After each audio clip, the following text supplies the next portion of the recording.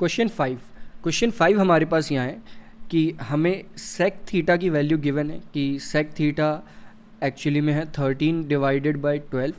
हमें बाकी के सभी यानी कि ऑल अदर ट्रिग्नोमेट्रिक रेशियोज़ हमें कैलकुलेट करने हैं कि बाकी के सभी ट्रिग्नोमेट्रिक रेशियोज़ की वैल्यू क्या होगी अगर सेक थीटा की जो वैल्यू है वो है 13 डिवाइडेड बाय 12। तो इसे स्टार्ट करते हैं। सबसे पहले अगर हम देखें ये एक ट्रिग्नोमेट्रिक रेशियो हमें गिवन है तो इसे हम राइट एंगल ट्राइंगल के अकॉर्डिंग भी रिप्रेजेंट कर सकते हैं। लाइक हमारे पास एक राइट एंगल ट्राइंगल है, ट्राइंगल ABC जो कि एंगल B पर 90 डिग्री है और इसका एक एंगल हम थीटा मान सकते हैं कि हमने मान लिया कि एंगल C जो है हमारे पास ये वाला एंगल, ये एंगल थीटा है।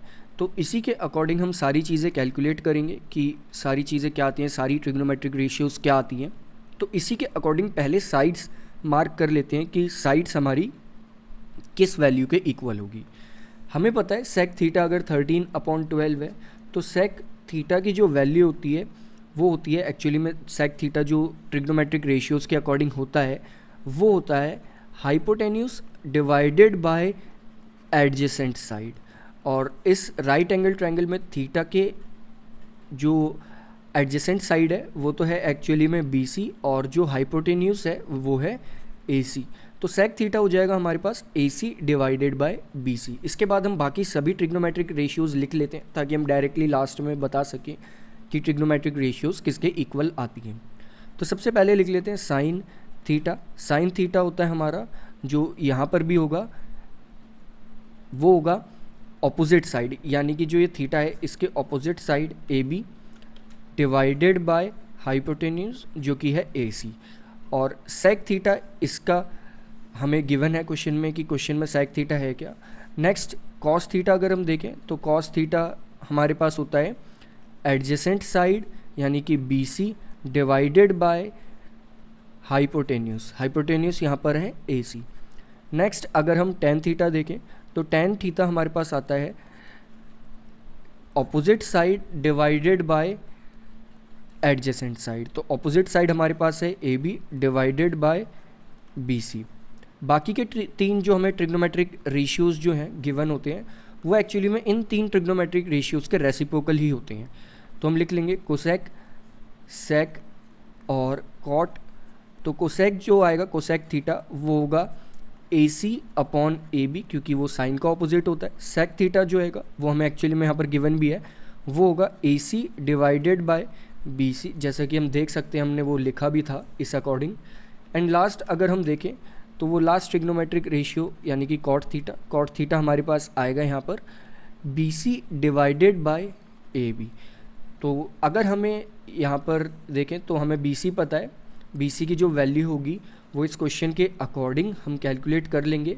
BC की जो वैल्यू होगी वो होगी 12 और AC की जो वैल्यू होगी वो होगी 13। तो हम लिख सकते हैं कि AC जो होगा वो होगा 13K। हमने प्रीवियस क्वेश्चंस में भी देखा था कि हम K यूज़ करें ना करें अगर हम ट्रिग्नोमेट्रिक रेशियोज़ आंसर में कैलकुलेट कर रहे हैं तो K का इतना कोई इफेक्ट नहीं होता।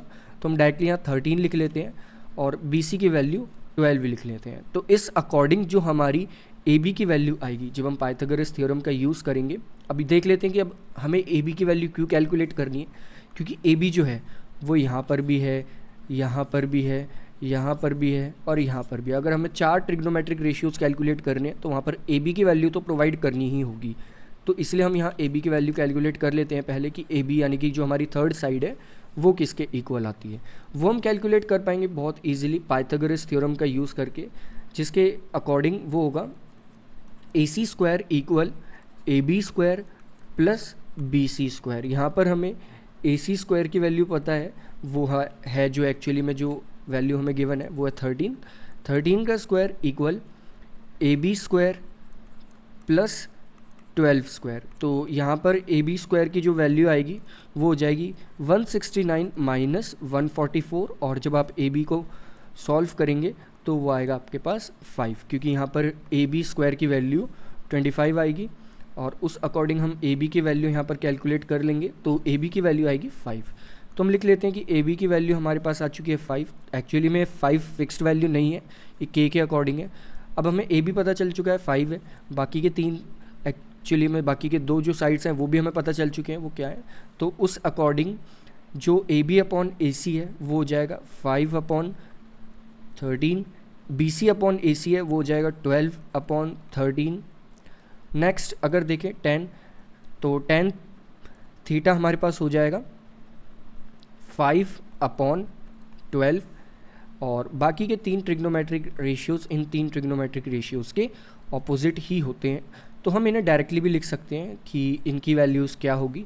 तो उस अकॉर्डिंग ये हो जाएगा 13/5, सेक थीटा हो जाएगा 13/12 जो कि हमें क्वेश्चन में भी गिवन था, एंड 10 थीटा का जो ऑपोजिट होता है वो होता है कॉट थीटा, वो हो जाएगा हमारे पास 12/5। तो हम सारे ट्रिग्नोमेट्रिक रेशियोज़ कैलकुलेट कर सकते हैं। कैलकुलेट कब कर पाएंगे?